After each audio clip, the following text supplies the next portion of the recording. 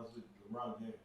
LeBron James. The basketball player. Yeah, I was with him. We were doing some stuff, and then I woke up. I could see that. LeBron James, he found out that I was in California. He didn't know, so then he wanted me to teach his son karate, right? Yeah. Train his son coming up. Mm-hmm. In your dream? Yeah. Like a vision came to me. Yeah. Right, and I'm like, then I woke up out of my sleep. As soon as I went back to sleep, went back to him. Oh, right? Oh, really? Continued. Yeah, we continued. And then we became pretty good friends. First, I said, hey, I didn't really tell him who I was. I was just sitting around Billy Blanks. And so he called his manager and said, hey, you know who Billy Blanks is? I don't know who that is. Like that. And then I said, hey, tell him to look up Tybo. He came back. That's the Tybo guy. And then I woke up. Oh, funny. Oh. That's so funny. So you're probably Lisa can get in touch with him. Yeah, and she was in it. She was like she was talking to him. I guess after he contacted me, he contacted her office. Yeah. Wait, have you told Lisa yet? No. Oh, you haven't told Sunoco yet. No. I could totally see that. No, I kept saying, tell Jake, I said, one day, I'm gonna work out LeBron James. Right? Wait, what? Where does he live? Who does he play he for? lives here. Yeah. He Does he play for the Lakers. Lakers now? Yeah.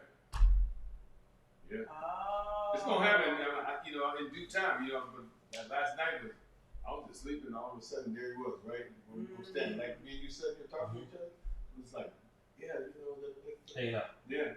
He was like, wow, I didn't know you were here in California. I said, yeah, I've been here for almost 40 years, man. He goes, wow. And he goes, yeah. He knew me, but he didn't know, really. Yeah.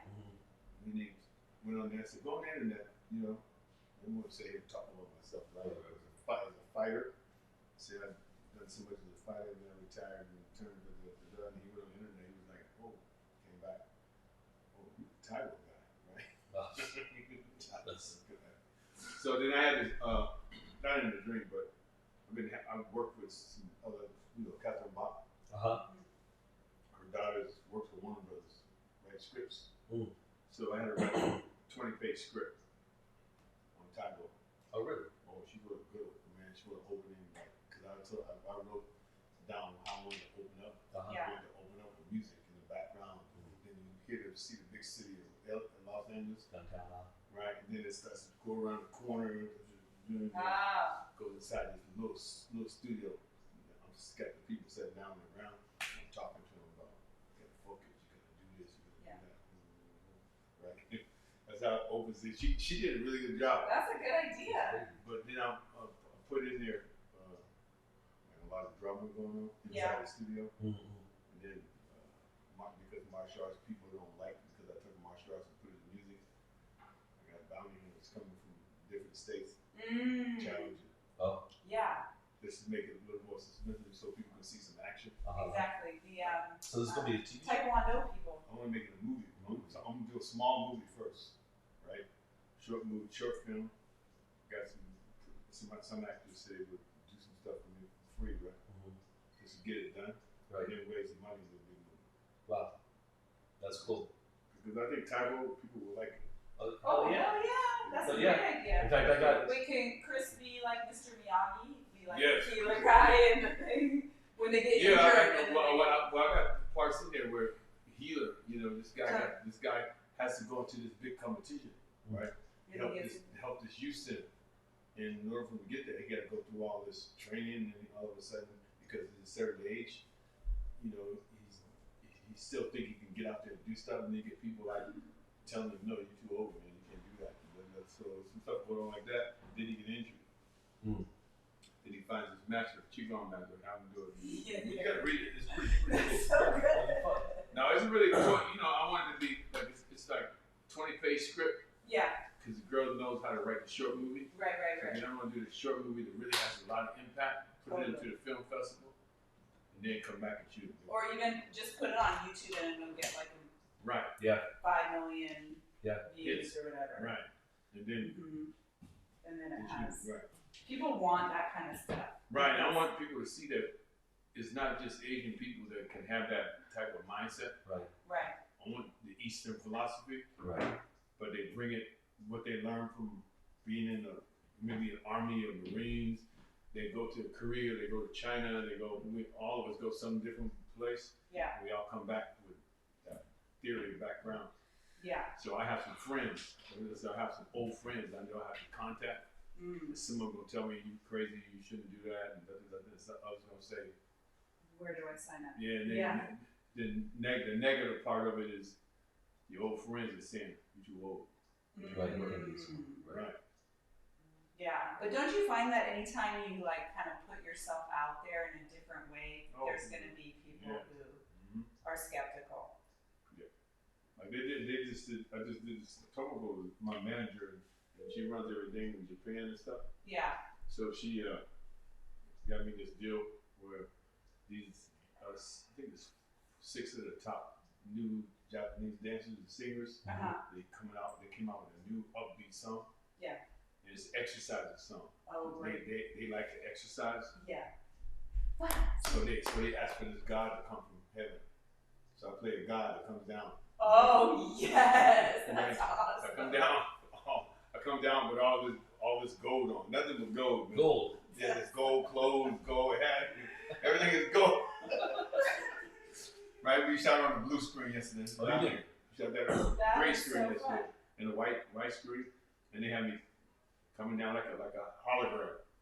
Oh. Come down, I get in the middle of them. I start doing all these exercises, and they start, they sing this song at the same time, right? So I'm doing everything like funky.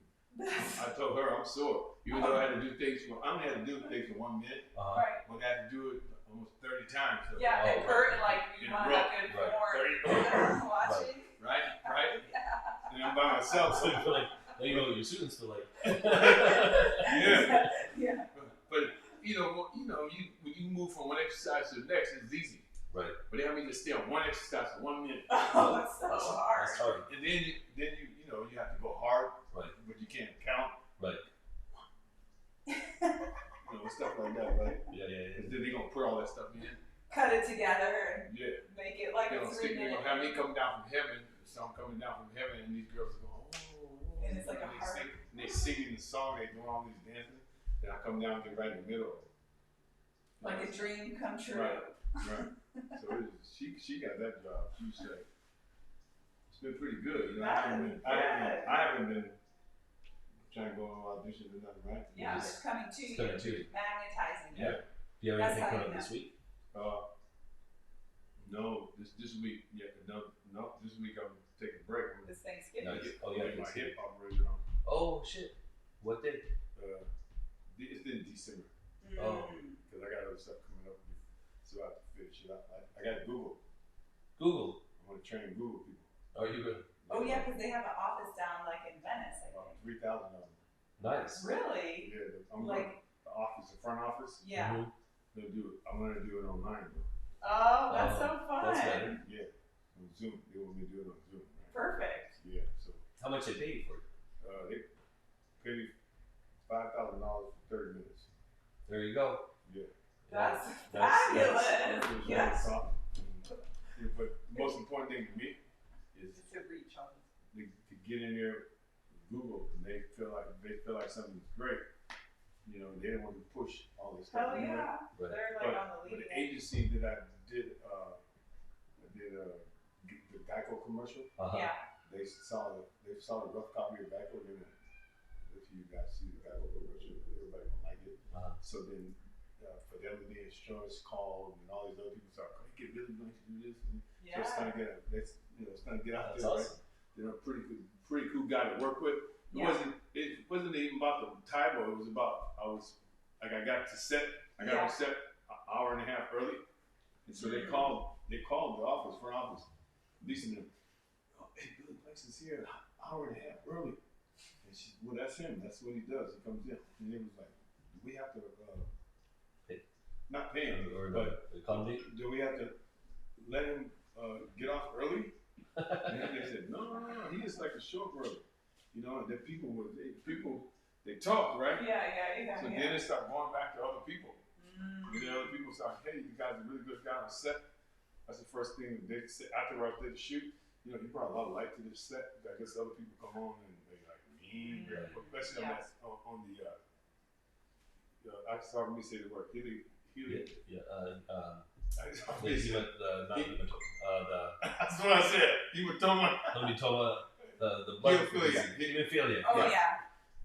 Those people, they really said, man, we have hard time with people. They don't show up. They don't take it serious. They don't take it serious. Or they're just kind of like. You should be recording this. I am. Oh, okay. But you know what I think is really cool, Billy, is because of all of your positivity and understanding that God guides you and stuff like that. The fact that, just knowing a little bit about your story, that you had everything take away your name, all that kind of stuff, and you still persevered, kept on, doing your stuff, kept on serving people, and then boom, get your name back, and look at now, like all of a sudden, damn, it's like a second, like a recreation of Billy Blanks. Right. I think you're right. I think that's what happened too. Is that the focus of not getting mad at people.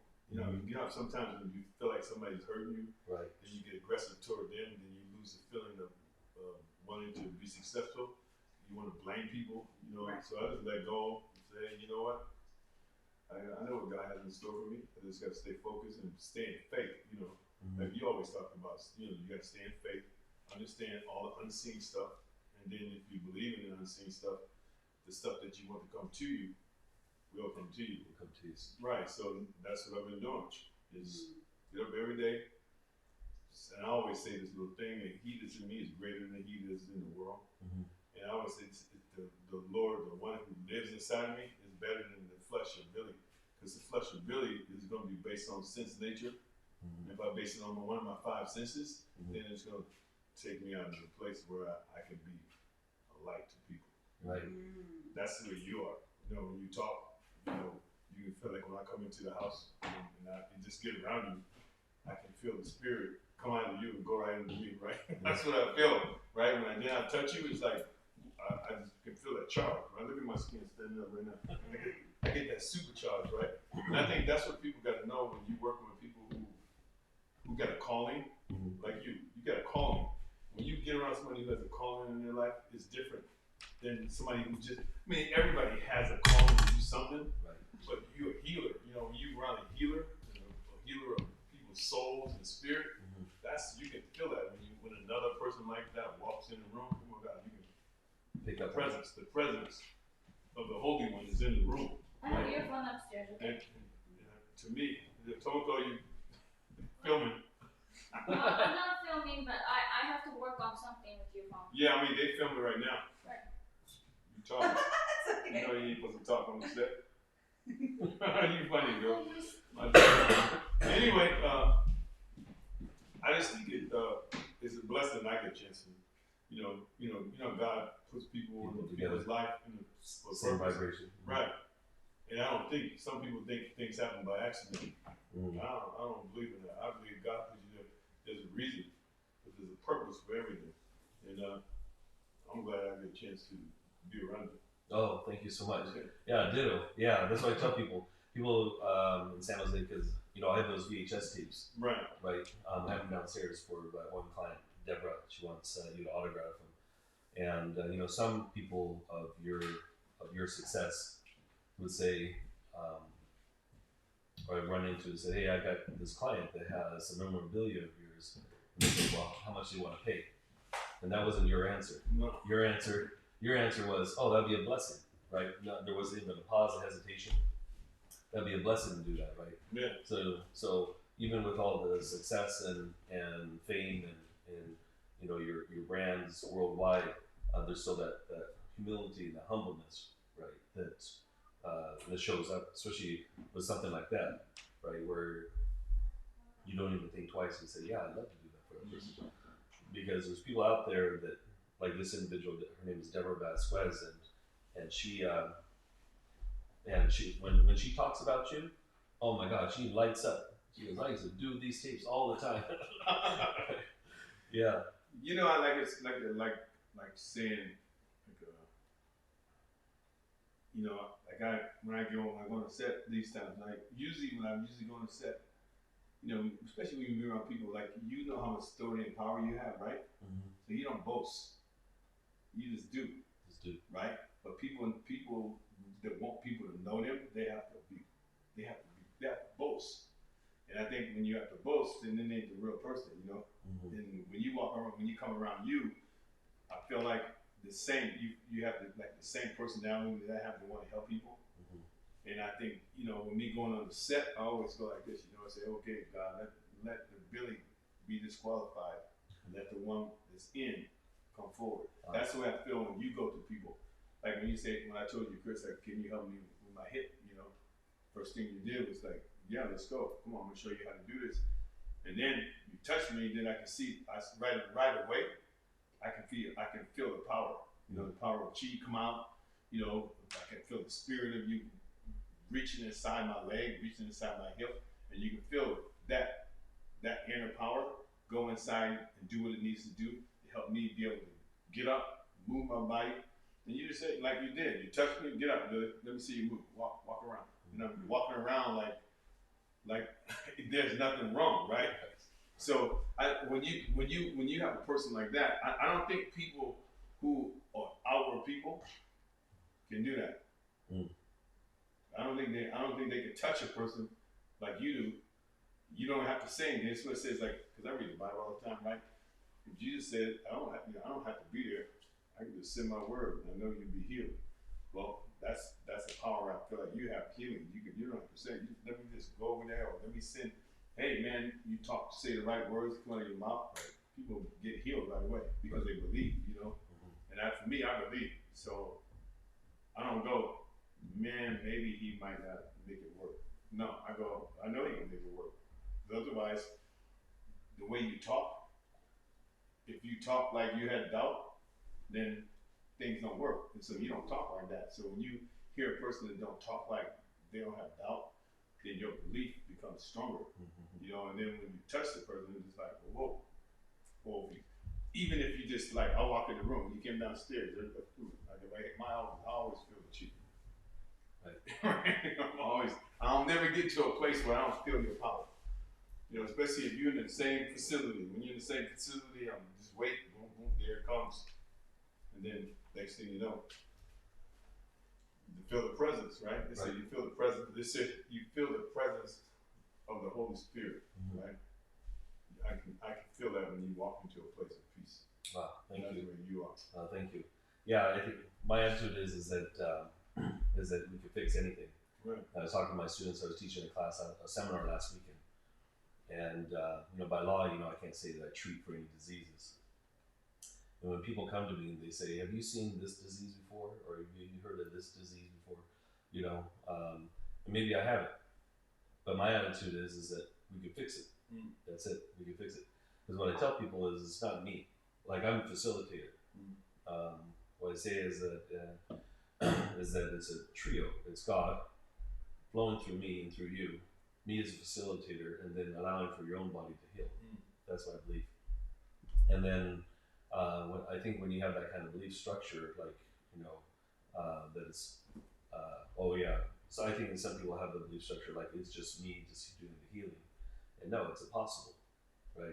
It's impossible without the guidance, right? Because also I hear the Spirit. I hear it. Because then it talks to me. And I'll write up my treatment strategies, and, you know, when I'm taking my notes, you know, people write up my treatment strategies, and then I hear it. And it says, no, you need to do da-da-da-da-da instead. So I don't even argue. It's all right, I'll just do it. So I put that instead.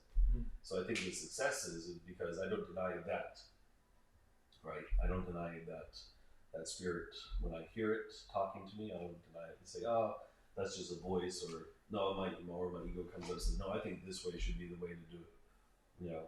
But my attitude is that, no, we could fix anything. You know, like I had a 23-year-old young man, I forget the name of the condition, but it's where the main artery wraps around the testicle and cuts it off. Mm. It's extremely painful. Right. The only way they fix it is surgery. Yeah, my son did that. Wow, did they do surgery? Yeah. Yeah. So I told the guy, I said, okay. So we did, because also like when I hold an instrument, like the coin, like when I do that gua sha technique or whatever, I feel the energy flowing through me. So even if I'm talking with you, joking with you, or whatever, I still feel the chi move. So, anyways, so listening to the Spirit said, because I never heard of this condition before, and then logically, like a logic scientifically, there's a physical artery wrapped around. How am I supposed to unwrap it when it's inside the body? And my attitude is that the Spirit says to me, no, you need to do gua sha on the inside of his groin, on his liver channel, and then guess what? Fixed. Fixed. 2 sessions fixed. And the doctor was freaked out, like, there's no way that could have come undone like that by itself. But again, I think what it is that when you understand, that you hear this voice, I call it a knowing. I say when you communicate with God, it's not like, hey Joe, what's going on? It's more, I call it more of a knowing. And when you allow this for this knowing to come in, then it makes for the healing sessions to be a lot better. Right. Well, I think it's awesome to be able to hear somebody talk about the spirit of a person. Most people don't. Most people don't talk about it. They talk about only the outside of a person. That's the 5 senses of a person. So I think that's why I say a healer is a person that has to go from the inside out. Because if they don't, I don't think it'll work. Yeah, it's because then it's just manual. Right. It's manual. It's like and manual get people to do the wrong thing. I mean, I just people cut off the wrong leg. Right. You know what I mean? Yeah. No, the 3rd leading cause of death is dying. Right. 3rd leading cause is death on the hands of your doctor.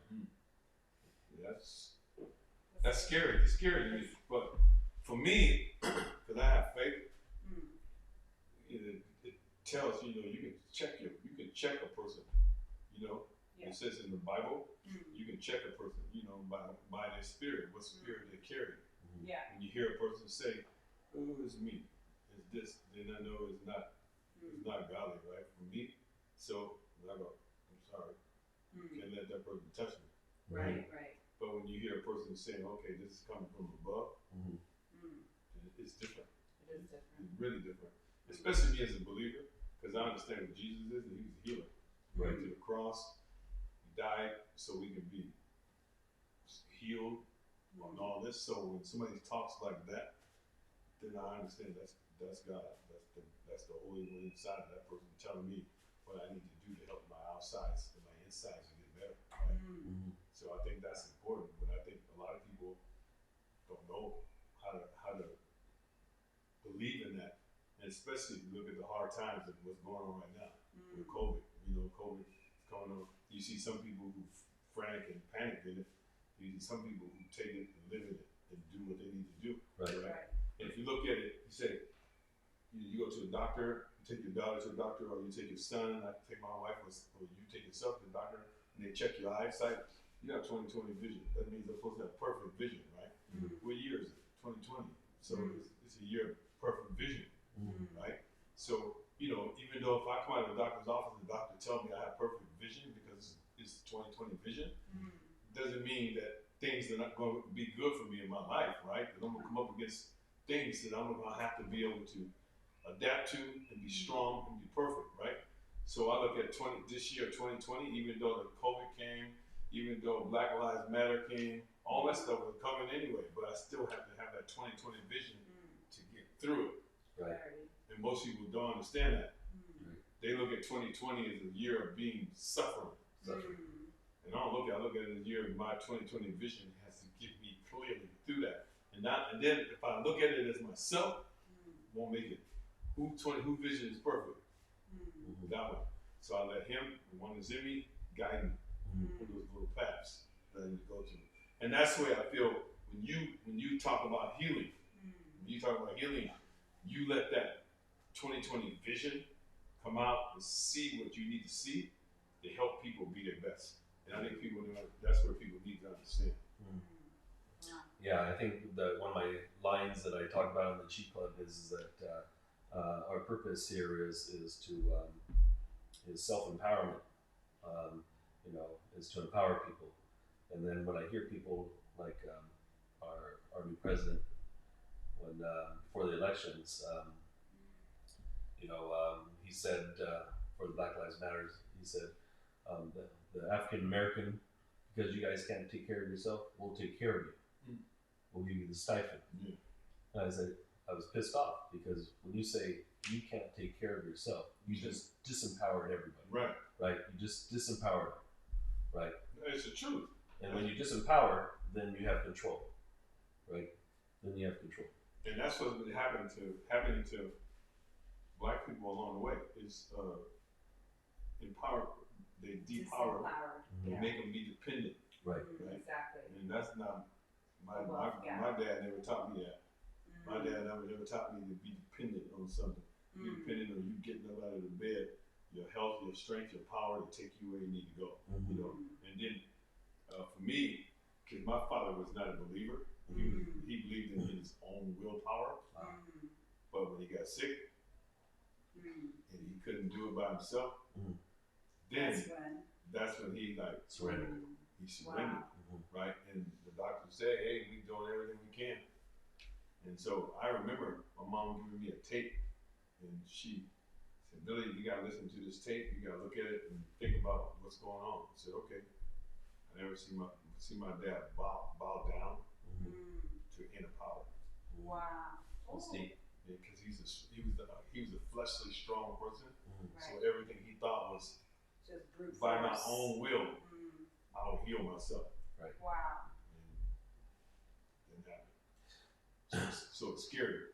It showed how he was in control of people, how he was in control of his day, getting up every day, going to work and doing. He felt like he was in control, not knowing that 24/7 my mom was praying for him. And he walking on holy ground when my mom was in the house. You know, do you know what I mean? Yeah. So when you, like I said, when somebody like you walk into the room, people walk on they walk on holy ground, so they're gonna get healed even if they don't want to get healed.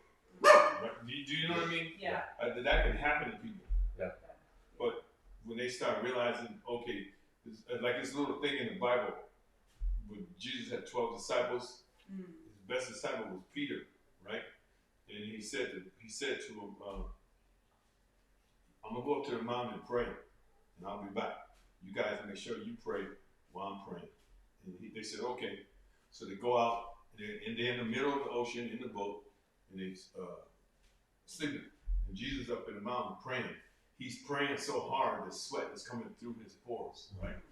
In the spirit. So then he gets up, wakes up, comes down, and he sees that the boat has got about in the middle of the ocean. Said he see it went out to the middle of the ocean because all the people in the boat are sleeping. All his disciples fell asleep, and then he woke them up. He's like, "Come on, people." Right. You know he did. He woke them up. So when he woke them up, they all woke up, and then they saw him standing on the shoreline. So then the wind got boisterous, right? The wind got boisterous, the water got rough, and Jesus started walking on the water toward the boat. And Peter looked out, and they got scared. Oh, it's a ghost coming. No, Jesus goes, "Peter, it's not a ghost, it's me." So then Peter challenged him. He said, "Well, Jesus, if it's you, call me out of the boat."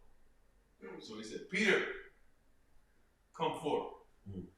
So Peter got out of the boat, started walking on water. While the wind was blowing and all that, right? He started walking on water. But then he took his eyes off of Jesus, and he looked down and started seeing himself walking on water. Then he sunk. So the goal was, "Peter, who called you out of the boat? You asked me to call you out of the boat, and I did. Who were you supposed to keep your eyes on?" He lost his sight. Me. I'm the one that called you. So keep your eyes on the one who called you. And then Jesus got to him. Jesus got to him, and the Bible says he started to sink. In water, you don't start to sink, you sink. Right? The Bible, Jesus told Peter, "Your little bit of faith kept you up until I got to you. And I pulled you up out of the water, you go back into the boat." And so I just say, when people walk into your office, I gotta come in there. If I only have a teeny piece of faith, I gotta come in there with that little teeny piece of faith and let it be joined to your faith, because your faith is probably gonna be anchored a lot more stronger than mine. So I have to come in there with the anchoring of my faith to yours, understanding when he do what he says he's gonna do, it's gonna happen. And things happen. Yeah. But when you come in there like, well, I don't really feel like you look at all the doubt that I'm speaking with. But you look at you, all you doing is standing over there going, okay, go ahead. You know, not letting them, you know, because sometimes people can persuade you. Yeah. You know, they walk in the office, they can kind of, well, okay, this person gonna have to be hard for me to heal. Right. And I feel like when that comes, then they've taken the power away from that person, right? Yeah. But you don't do that. You allow people to talk. Go ahead. Okay, then you just go, hey, see something's going on with your emotions right now. And you start telling them, and then they really start going, oh my God, he's telling me. Then they start to cry because they understand that now he's looking in the inside of me, telling me what I need to do before he even puts his hands on me. Mm-hmm. And then once they get built up with what you're saying, as soon as you touch them, the healing comes. Healing comes, yeah. And to me, that's like, I mean, that's an awesome thing to be able to have. Mm-hmm. And people don't, I think people in these days and times have a hard time understanding. Yeah, because there's so many people out there that say that they're believers, and we're talking about right now. Mm-hmm. And right now is a true test of their faith because they're not. Right. They're not, because I don't know that much about Jesus. I'm just starting to dive into the Bible and study.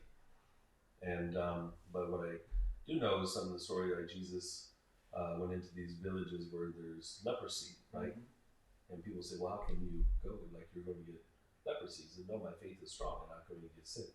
Same thing with this COVID virus right now. I tell people, you know, it's a mindset. If you tell yourself, oh, I'm afraid, I'm going to get sick, I'm going to die, you now weaken yourselves. You've lost your faith, right? You lost your faith. You're right. But if you believe, then that is already there within you to further make yourself stronger, right? You can walk through anything when you believe. Right. That's what Jesus said in the Bible. Jesus said, even if a man don't believe me, but he believes, he can turn anything around. Right. Right. But people don't understand that because people can't. You said you ever hear this? You ever hear this thing about believing is seeing? No, see, yeah. Seeing is believing. Seeing is believing. Yeah. But that's wrong. That is wrong. Seeing is not believing. Yeah. Seeing is knowing. I don't need to believe. Why? Because I can see it. I know it's there. Right. So I don't need to believe. True. But that's what happens to a lot of believers. They stay in the believing mode and never surpass and go to the next mode. Because, you know, when you start off, especially as a baby believer or a Christian or whatever you want to believe in, you start off as a baby, but you never grow in knowing that things are going to happen. You're going to always suffer. Right. Because your believing hasn't changed. And it would be bad if I walked up to you and said, Chris, do you believe I can get healed? And you go, oh, yeah, I believe you can get healed. Yeah. And me, who understands knowing, you don't say that. I say, Chris, do you believe I can? I know you can get healed. All you got to do is let me put my hands on you. The knowing of what you understand that part of being a healer, right? Most people don't understand that part of that. They don't understand knowing is really, you got to change. You got to go from believing right into knowing. If you stay in the believing mode, it's like if I ask you, Chris, you believe you can do it, you come back, yeah, I believe that. That's all you're doing is responding. Right. There ain't nothing happening. It's just a responding word. But when you say, I know, I don't believe, I know I can do it. I know this will happen. All I need you to do is believe. Right? Yep. I know it, but I need you to believe now. And then once you start believing, then you got, if you stay in that believer's mode and not going to the knower's mode, it's not going to stay with you. Yeah, you know, you're on something, and I have some patients, you know, like I just treated a young woman who got sick, who knows if it was COVID or not, right? And anyways, you know, each day, you know, I check in, right? And she was resistant. Like, one hand say, oh, well, I'm feeling kind of better. And then the next hand, well, no, nothing's really changed. I still can't smell anything, taste anything. But then I say, well, I look at you though, and your color's better. So it's not lining up, you know. Called her today. How are you feeling? At first she said, oh, I'm feeling better. She said, I still can't taste and smell. I said, that's going to probably be the last thing to come back. But the fact that all the other symptoms are subsiding, that means, you know, that you're getting better. But then the ego self, the false self, like we were talking about a little bit ago, kicked in for her. And it happens for a lot of people, right? Because they don't believe, right? So what happened? Then she regrets. She said, well, I still kind of have head pressure and stuff like that. But what I said to her is that, but I hear your voice, and your voice is stronger, which means you're getting better. So you see what I'm doing to her? Right. So as her self-doubt, I'm overriding the self-doubt by saying, yeah, because I said, I hear you, and you are better, right? Which then will make her better. Right. I understand what you're saying, but with people like that too, that's why I say you hear people go, before I come over there and work you out, I'm gonna ask you a couple questions, right? This is what I do as a trainer, right? I'm gonna ask you a couple questions. Do you believe you can get in shape? That's the first thing I ask them. And most people say, what? Yeah, I believe I can get in shape. I said, okay, cool. I'm glad you believe it. Doesn't mean you're gonna do it. Right. Because I know a lot of people believe, but what do? Sit on the couch. They don't do anything. They just, I believe it. So what is believing? It's just responding. That is not action. But so I always ask the question, that same question said, do you believe you can get in shape? I said, ask me that question. They asked Billy, do you believe you can get in shape? I go, no. I know I can get in shape. What does belief got to do with this? Right. Nothing. I know I can get in shape. All I need you to do is give me the right exercises to do it. And if you give me the right exercises to do it, then I'm going to do it. But what happens to people, that's where I think people fight when you want to believe in something, you want to have, like I'm a believer, so I can say, I never seen Jesus Christ before in my life. So what does it take? Well, you got to believe, right? Yeah, but I never seen him. So what does it take? Faith. Faith. Right? It takes faith to believe in something that you never touched before. All you do is hear people talk about it. It takes a lot of faith. So what do I got to do? I got to stand in faith. Now, how do I stand in faith? I got to read up on it. How does God give you faith? What does God say about me? What does it mean? Like if I'm going to come to you, I got to know what you do. Oh, this guy's a healer. Okay. Now I go in the Bible and find out who's the healer. Jesus. What does healer do? What does Jesus do? He does this, he does this, he does this. So I got a chance to be able to see that it comes online. And then for me, when it comes online, I don't go into a place with doubt. I go into a place with self-assurance. Because the Bible says that if you do this and you walk into a place and that person is doing just what is supposed to be done, then why go in doubt? Go in power. Go in understanding. As soon as even if you don't touch me, just being in your presence, I'm going to get healed. There's a story in the Bible called the centurion. You know what a centurion is? He's a soldier. He was the main soldier of the Roman army, right? And he heard about Jesus. So he went to Jesus, right? And he said, Jesus, my maid is dying. And can you come and heal her? Right? And Jesus said, no, he goes, Jesus, can you heal her? And Jesus goes, yeah, I can heal her. Let's go. You know what the centurion said? He said, no, you don't have to go. Just send your word. He said that to Jesus. So you don't have to go. Just send your word, and I know your word will heal. And Jesus stopped, and he said, where did you get that kind of faith? I have seen no people that has that kind of faith. He says, let me tell you why. I'm a leader of an army. When I tell my men to go do this, they go do this, and go do this, they do it without me being there.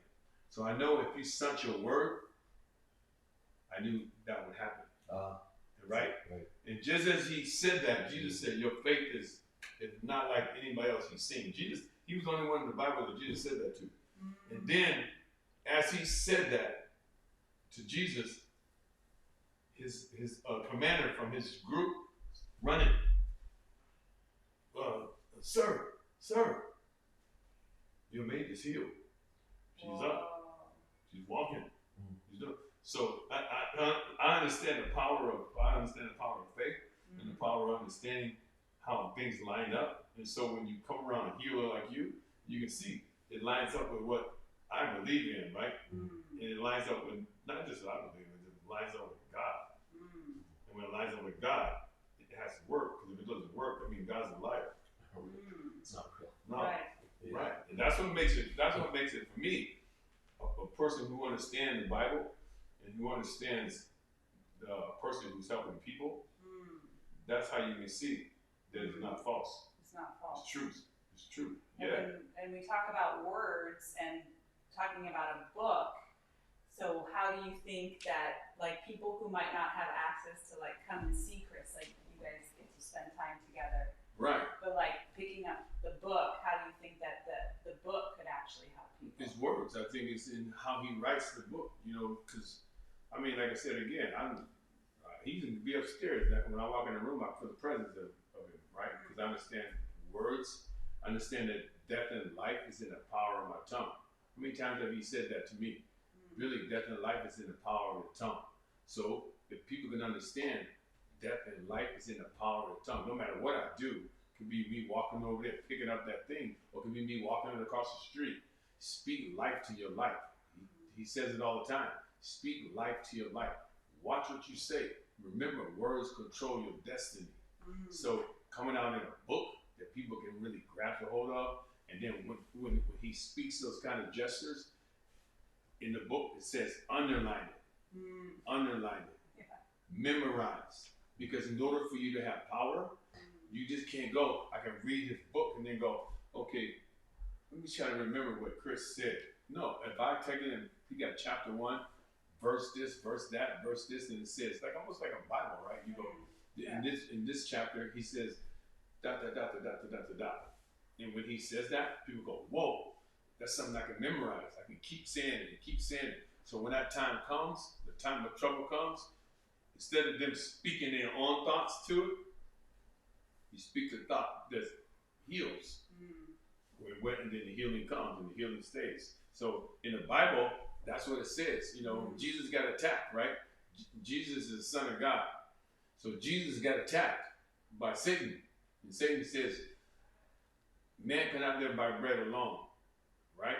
No, he says, he go like this. Take this. And Jesus told Satan, man cannot live by bread alone, but only by the word of God. It is written. He went like this first. It is written. So in Chris's book, it is written. Dot, dot, dot, dot, dot, dot. So if it is written and it is perfect and it helps me get together, all I do is go back and quote that thing out loud. This is what he says to do. If I do this, it is written. Chris said it is written. Dot, dot, dot, dot, dot, dot. And I quote it, that will heal me. It'll keep me strong. It'll keep me powerful. It is written. Wow. If I go back and go, well, what did Chris say? I think he said this. You know, he could be in a seminar, right? And he put 20 people in the seminar. Seminar is great, but he put 20 people in the seminar, and he goes, guys, today we're going to walk over there and pick up that piece of paper and walk right back. But then he says, let me ask people a question. Hey, what did I just say? You said we're going to walk up there and then back there and then over there and get the piece of paper. People will change it around. Right. So when you change things around with words, it's hard to have power. Right. You gotta say, I gotta say directly what he said. I can't half-hearted. Well, I think he said this. Then if I do, then I'm gonna put a leeway in there that makes me not get the healing or not get the knowledge that I'm trying to get from him. But I gotta say exactly what he said. That's why a book is awesome, because a book, it never changes. Right. It stays the same. The words are And there. so if I read what he says and I go, whoa, that's what he says. Let me get that in my mind. Let me study it. Let me get it in my mind. Let me memorize it. Because when you can memorize something, and when that time of trouble comes, you don't doubt. Because remember, people doubt because they can't memorize. They don't write down. In his book, if he underline it, like I got my Bible, I underline it. The key things that God talk about, I underline it. Yeah. So I can memorize it. And once I memorize it, then I don't need the book. I go back and go, God says this. And then instead of Billy Blank saying, I'm going to say, God says this. God says this. Well, in his book, that's what I would do. When that book come out, I'll be like, okay, let me find the key things that talks about joy. Let me find the key things that talk about happiness. Let me find the key things that talk about peace. And I'm gonna memorize those things, and I'm gonna get them down. And when something happens to try to take the peace out of my life, I'm gonna start quoting those scripts, those lines. You know what I mean? Yeah. Yeah, and this goes along with I like what you're saying because that's why I'm writing the book personally. I don't have a ghostwriter because like I even will tell, like sometimes I'll get agitated because I'll even tell her those aren't my words. I don't speak that way. That's not how I talk. And people know. People will know. Yeah, he's very particular. I wrote a book. I didn't put it out.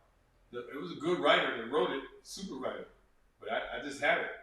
It's a good book. He wrote it. But people said, I gave it to professional people. My pastor said, Billy, that's a great book. You should get that book out. But it's not you don't speak like that. So if you don't speak like that, then people going to go, it's not the way Billy speaks. So doubt will come in. Yeah, it has to be authentic. And Okay, I was at a Bible study Wednesday night, and this guy was saying, just what you were talking about, he was going like this. Well, this person, he said, well, I come to this Bible study and I hear you say faith and I hear you say this and I hear that, but I see people dying all the time. I see people getting sick. I see this and I see that. I'm not supposed to believe this guy is telling me this is going to happen and this is going to happen, but I got a little kid over here who's dying of cancer. How do I believe? Right?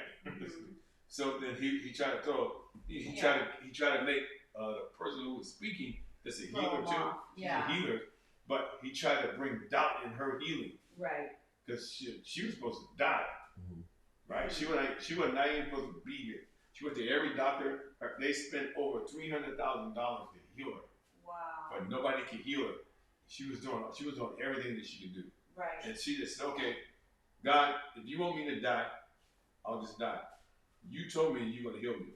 So if I'm going to get healed, then you're going to have to heal me. Right. That moment, she was healed. Came in. Now she walks around. She can do anything now. But that guy that came there, and he was talking, and when she speaks, he speaks like you, boldly. Yeah. I must tell you this.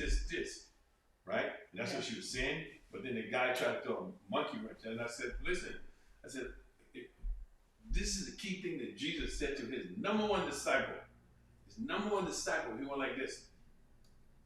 Satan, get behind me. Because his number one disciple that walked right beside him tried to tell him, you don't want to die for this, you want to live. Because Jesus said, I came into the world to die for you. No, 3 days I'll come back, don't worry. But his number one disciple was saying, no, come on, let's get out of here, let's do this. So as he was saying that stuff, Jesus knew that if he had listened to him, because he had the mind of a human, he had the flesh of a human, that he was going to lose his faith. So Jesus said to him right away, he didn't say Peter, he said, Satan, get behind me. Because he knew Satan was working through his closest person. Whoa. And I said to the guy, I said, what if you would have said, Satan, get behind me? That would disturb you. But she's being polite. But what she's doing in a polite way is saying, Satan, get behind me. You said that? Yes. Oh, wow. What did he say? He listened. I said, because in any little time, you can disrupt her faith. Because you want to bring doubt to her. You kept saying, God, let this person die. God, let that person die. So I said to him this. I said, hey, listen, what about this? People always ask this question, where was God on 9/11 when the building went down? I said, this pastor said that stuff to the church, not talking about something serious. Yeah. So when he said that, I said, and then he said this, where was God when 9/11 happened? I said, God was in the same place he was when you were cheating on your wife. God was in the same place he was when you were cheating on your income taxes. God cannot force you to do anything. Right. Free will. That's right. So the faith, if any other way, if that guy would have got into her mind to change her faith about healing, she would never be able to heal another person. Having a doubt. So she can't walk in the room like that. She got to walk in the room boldly. He can't come downstairs and decide to put his hands on me and then you hear me talk less, and try to hear me because it ain't going to work. It's not going to work. No. Exactly. But if you walk downstairs, he knows when you touch down my heel. I might want to see the signs. I'm like, oh, it's still hurting. Oh, you know. But inside, he knows what's happening. If he allowed that to weaken him, then he's healing. He will never be healed. That's why being in a book, when a person gets a book, they can really, okay, I'm getting the essence of Chris. I'm getting the essence of Dr. Chris. I'm getting the essence of what he's talking about. That means I didn't need to be there. Now I can take this, and then when I do come next to him, look, this is what you said to me. Boom, boom, boom. It's gonna work even better. That's what's good about a book. That's pretty cool. Can you guys just talk real quick how you know each other? How did you meet? Yeah. Well, so first of all, I'm meeting Eric the trainer, and because of Eric the trainer, then Lisa from Celebrity Lisa. Celebrity Sweat. But yeah, I think it was you healed her son. Yes. And they talked about you healing his back, right? And I'm like, because he was a super basketball player. He got a chance to play he was gonna get a chance to play for Indiana State, right? And the doctors told him he'll never be able to play basketball. He'll never be able to do anything anymore. And I knew all this, but I didn't know Chris at the time, right? But I knew that he was having problems with his back. Yeah. And then all of a sudden, Eric the trainer talked to him about Chris, and they got together. And then Lisa called you, brought him into the office, and that was the first time I heard that kid get on the phone and talk about how now he can take different steps, how he can jump, how he can walk, how he can do this. He got healed, right? Yeah. And then through that, I went, oh, Eric, you think Chris can help me out? Yeah. And then I got a chance to meet him, and then we sat down and we started talking. And then that right there was the key in for me because I understand healing too. Yeah. Right? And I said, hey man, could you help me out? He said, I knew, yeah, I can help you out. Come to me. Yeah. Right? So I went to this place, got down in the bed. He put his hands on me and I was like, oh my God.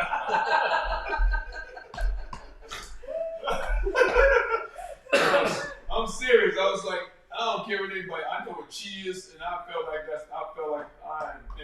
whatever was blocked or whatever was happening was coming out like you don't know what. And I got up and I could walk.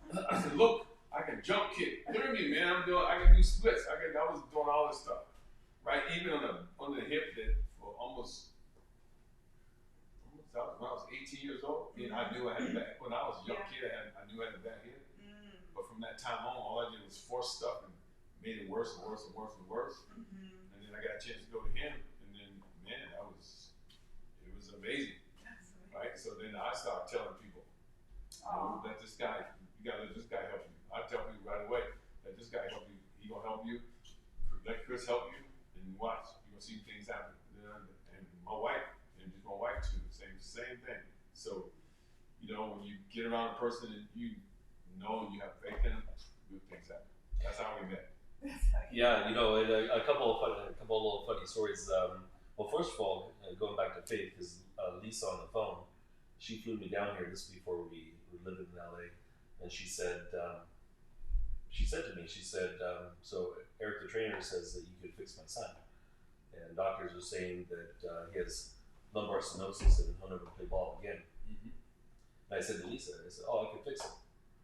And she said, well, we've taken him to this physician, we've taken him to this PT person. I said, I know, but I said I gotta fix him. Right. Just let me have my hands on him, right? And then it was funny because his brother there's a big PT room that I was working on him in. And I had him on the table for 30 seconds or a minute. And then I said, okay, get up and walk. So I was walking. I said, okay, run, because he couldn't run. I said, okay, jump. And his brother's now videotaping, and he's jumping, hopping, where he wasn't able to do that. I don't know I forgot how long, It was a long time. A long time. He was. I mean, this kid had a basketball career. Yeah. I mean, he was like everybody telling him, you're not gonna have it anymore. So he had nothing but doubt, But what gave him strength is the way your attitude was. Because after I talked to him, after you had touched him, he was like, man, look, I can do this and I can do that and I can do this. I couldn't do any of that stuff. So you can see, for people that that has that problem like he has, or have any kind of problem, have the problem. The most important problem is the problem of doubt. Doubt. When you walk into a person's office like here, and you say, "Hey, man, look, I'm going to do this. I'm telling you what's going on." And, a lot of healing is done emotionally too, right? Yes. You can look at it. He looks at a person, and you can tell the signs of what he needs. Plus, because his studies, his studies of reading, Yes. right, understanding. That's why a book is important. Yeah. When you can get a book and you can understand the guy around the book, right? That's what makes a book great too. Understanding the guy around the book, whoever the writer is, Yes. whoever the person who's they're talking about in the book.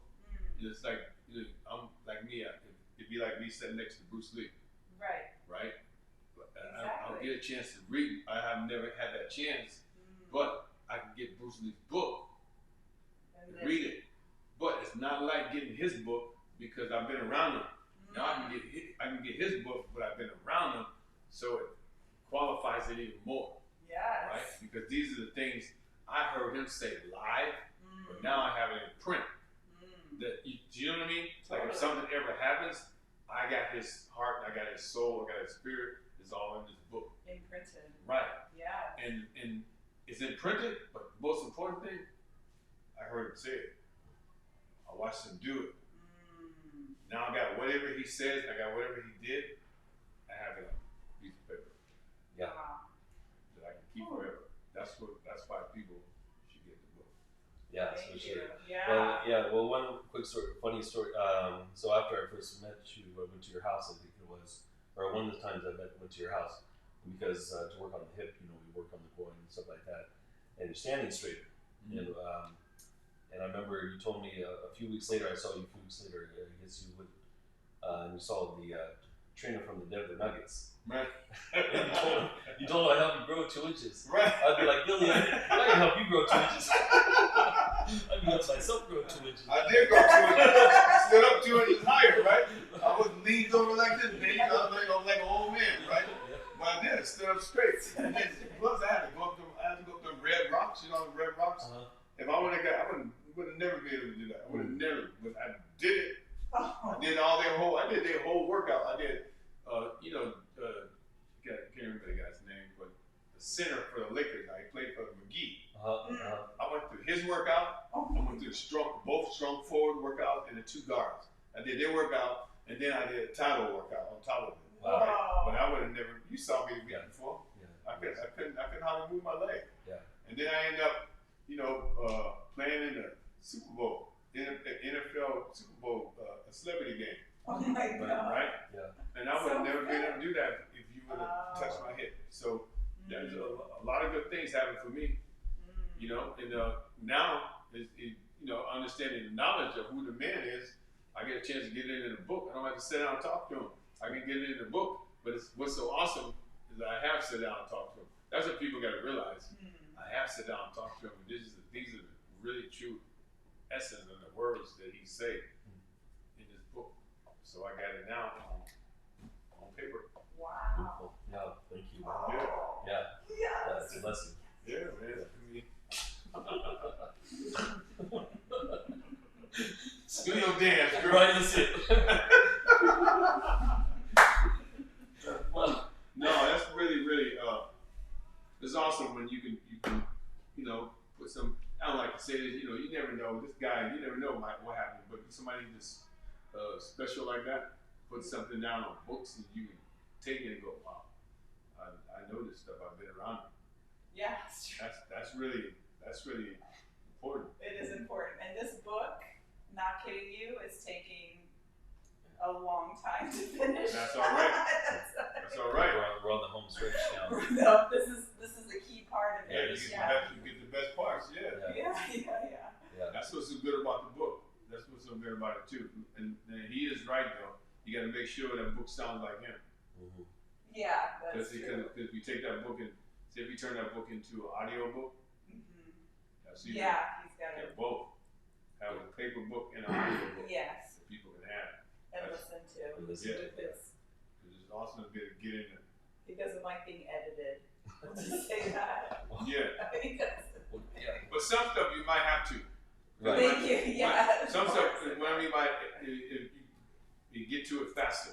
Right, and cut out some of the extra words. Yeah, some of it. But you know, Some like of I it. understand but the extra words might be a key component. Mm. You gotta watch that you don't cut. Because you know the key component of him is what he says out of his mouth. Now how can I make it shorter? That's why I hate to go on TV sometimes because people want to make you cut things short. So how can I cut this short and really get?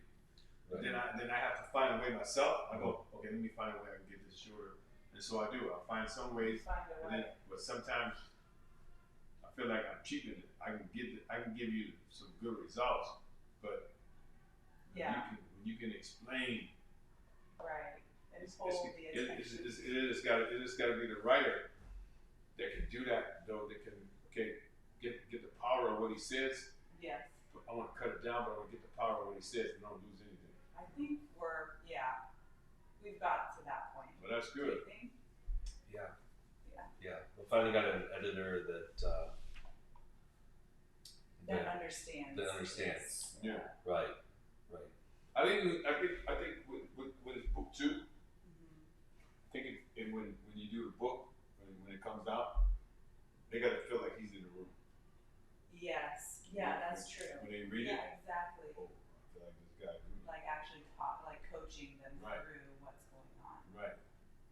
Yeah. Because I think in a book, right? I think it all depends on places where you put it. Healing. Mm-hmm. I always tell people like if I'm reading the Bible, Mm-hmm. so I want to have a close relationship with this guy, Mm-hmm. right? I'm gonna put my name wherever he says you. Mm-hmm. Chris says when you people we say Chris says when Billy does this, Right. Billy's gonna get this. Yes. So then now it becomes more personal. It's like a conversation. Personalized, yeah. Mm-hmm. When people can do that with a book, Ooh, it's gonna fly off the Right. shelf. yeah, because anytime a book can make you be interactive with it, That's it. right? And this is the way this book is going. To me, this is the way this book is going to be. It is, and there's gonna be you can scan it and then also go to a video Right. to hear him talk about that specific thing. Interactive. Interactive. Yeah, interactive. Yeah, because people have such short attention spans nowadays.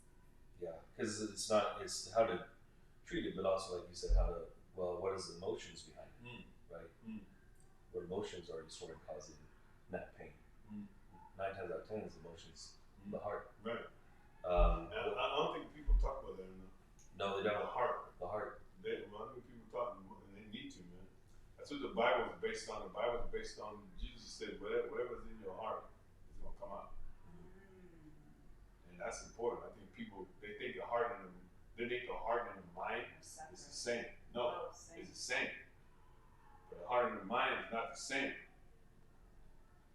The heart will tell the mind what to say, but also the mind, the senses will tell the mind what to say, That's true too.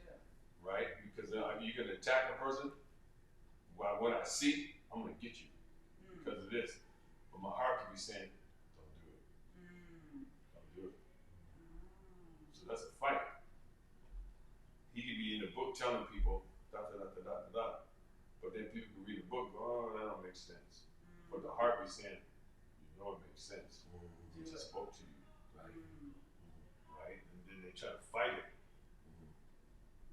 See, that's what people have to understand. That's what's so good about this book.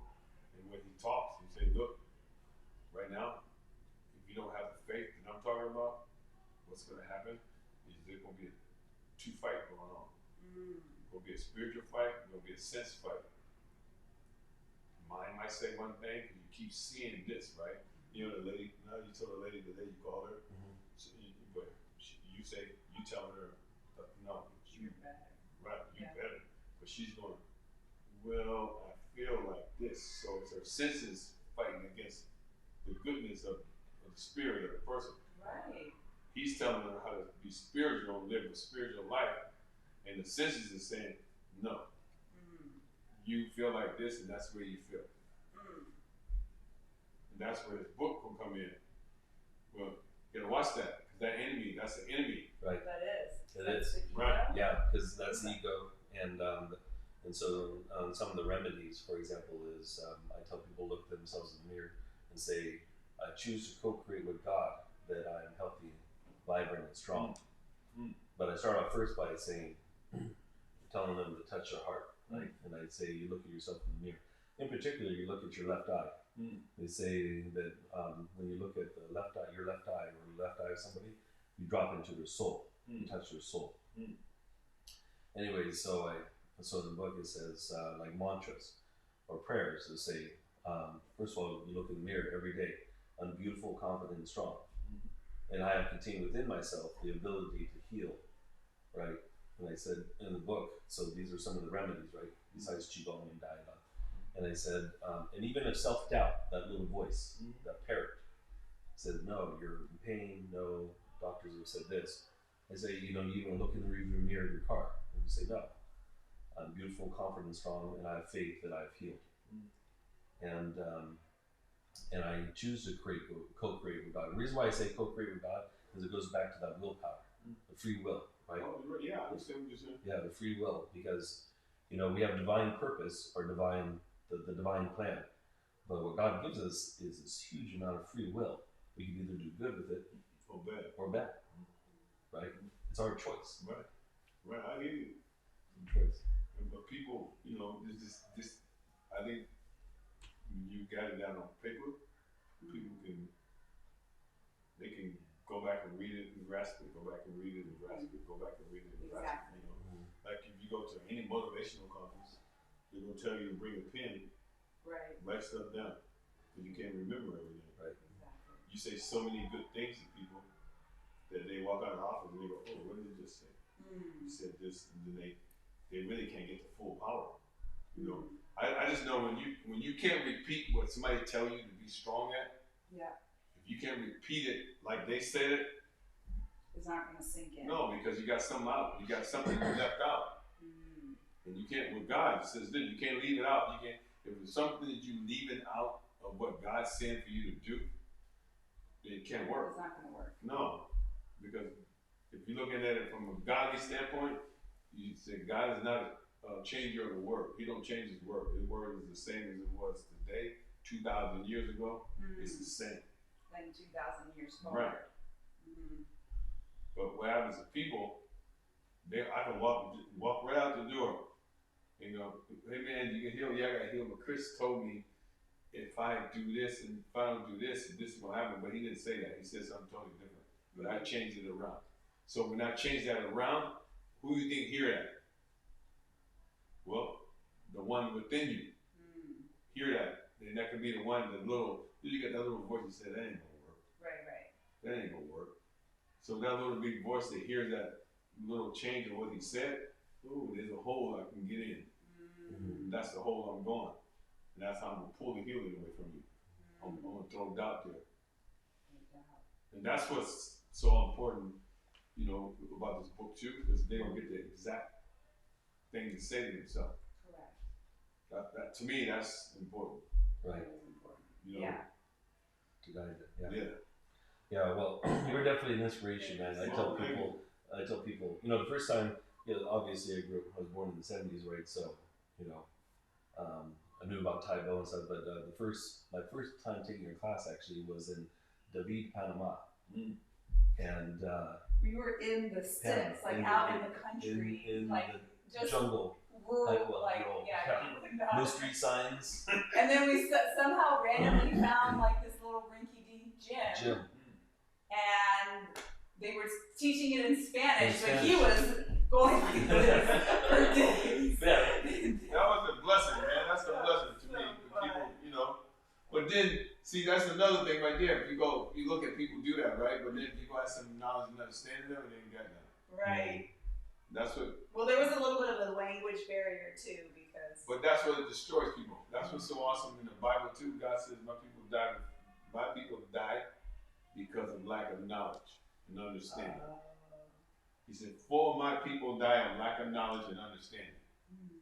And he don't say Christians. He said people. And he goes in the book of John. It says, "God so loved the world that He gave His only Son." He didn't go, "God so loved Christians." Right. God loved the world. And he wanted people to get an understanding about who his son was. The inner making. Right. But then people will take it and blow it out of proportion. God don't love you because you're not a Christian. God didn't say that. That's not true. It's not true. Mm. Right. That's like me walking over to him. He don't like me because of this. No, he likes everybody. He wants you to be healed. He don't care what race you are. He just wants you to be healed. Right? So when people look at it in the book, that's what he's talking. He's talking to your inner person.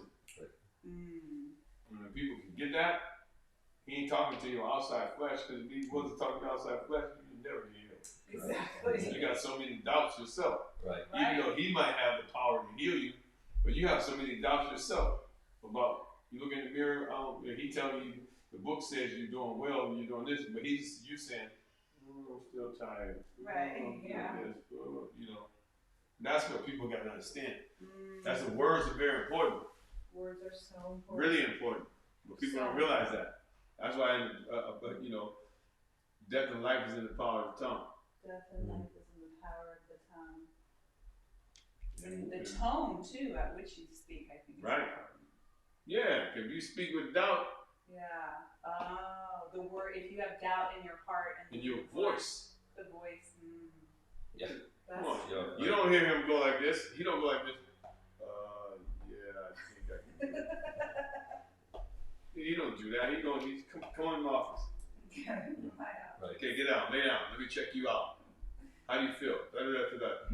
Okay, all right, get up. I'm gonna check you. I'm gonna do this to you. Get up and do it. Can you imagine? They kind of remind me of Jesus.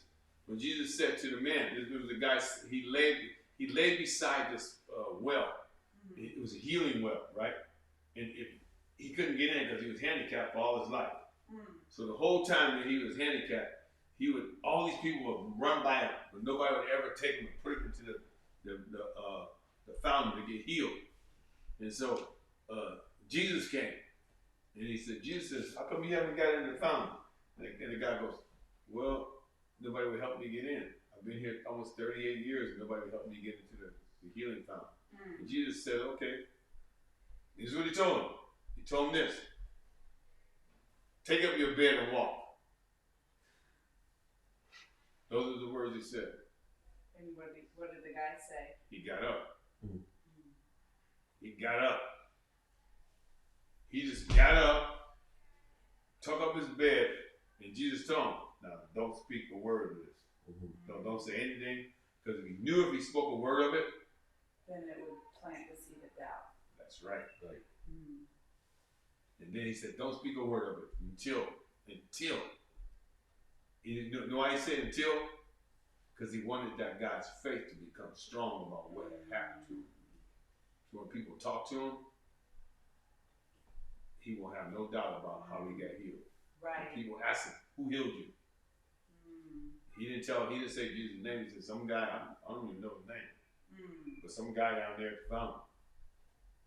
Whoa. Right? He wouldn't go, I think his name is, no, he didn't do that. He said some guy. He walked away. But he told the guy. And then another story where this guy needed to be healed. And they opened up the roof of a house. Okay. Right? And this guy was crippled, never walked before. His brothers done brought him to the front door. It was so crowded in the house that he couldn't get in. So then they got up on top of the roof, and they opened up the roof of the house. It was a straw roof. They pulled it back, and they lowered him down into where Jesus was speaking. They lowered him down, and Jesus looked at him, and he says, his father says, my son was born handicapped, crippled. And he said, what sin have I done? Jesus said, you haven't done no sin. He looked at him and said, you haven't sinned. He looked at the kid. He said, get up. Told him again, get up and walk. He didn't say anything else. Get up and walk. What happened? Kid got up and walked. Whoa. And so the whole place went like, oh, everybody's going nuts in the place. Because of their unbelief. And then there was another time where this girl was sick. So they stopped. She had died. She actually died. And she was laying in the bed. And they stopped for Jesus to come. So Jesus waited. He says, I'll be there in 2 days. Mm-hmm. And at that time, the girl had maggots coming out of her body, worms, right? So he got there. And when he got there, he saw all these people mourning. They were crying. Oh, you know. And Jesus said, your daughter's not dead, she's asleep. And so everybody laughed at him. So he looked at the people that was around, and he says, you and you, come with me, the mother and the father. You rest of you people, stay out, because you have a doubt. When I walk into this room, I don't want doubt to come with me. Because if the girls see any doubt on any of the family members, then so he took the mom and the dad inside the room. Then he says, wake up. The girl woke up. He said, now walk around, go eat some food before you go outside. Yeah, because he wanted her to see that she had life. And then she ate. She went outside and people didn't know what they didn't know what to do. He did that so many times in the Bible, where he wanted people to understand who God was and how God was working through him. It was not him doing it. Right. And he would actually say this, Father, so they may see that you have the power to wake up the dead. Let it work through me. I'm going to tell this man to come from the grave. Lazarus, I don't know if you know who Lazarus, Nazareth, you know him? He's in the Quran too. Kind of. And he goes, Lazarus, they've been dead for almost a week. So Nazareth, come forth. Nazareth got up off that tomb. He came out like a mummy. And Jesus said, unwrap this man. Take all that stuff off of his body. So they took all the wrappings off of him. They not to wrap you up like a mummy. And then he come out and he says, my friend Jesus. Then he gave a hug and people went nuts, man. Whoa. And that's the kind of stuff that he does, right? But you know, God works through him. Right. And he says it. He don't go, no, this is me. I'm doing this. Right. He knows the higher purpose work through him. Yes. And he allows him to. Otherwise, he won't get it. He won't get the power. And that's the stuff that people need to know. It's in the book, right? That's what people, they need to know the inside of the healer. And that's what the book is all about, giving people that instinct of knowing the person that does the healing and understanding his mind and understanding his authority over sickness and diseases, right? And to me, that's awesome too to be able to have. If I can't get to him, if I'm like 2,000 miles away, I can pull out his book and read it and study. Okay, and then let me start to say the things that he wants me to say out loud. Start saying that stuff out loud, and then people will have that. And that's what's so good about the book too, is you have that, man. That's insight. That is. Yeah. That's pretty cool. Yeah. We'll be glad when this thing's done. We're on the home stretch, so the main part of the I'll be glad when the thing is done. Yeah, the main part of the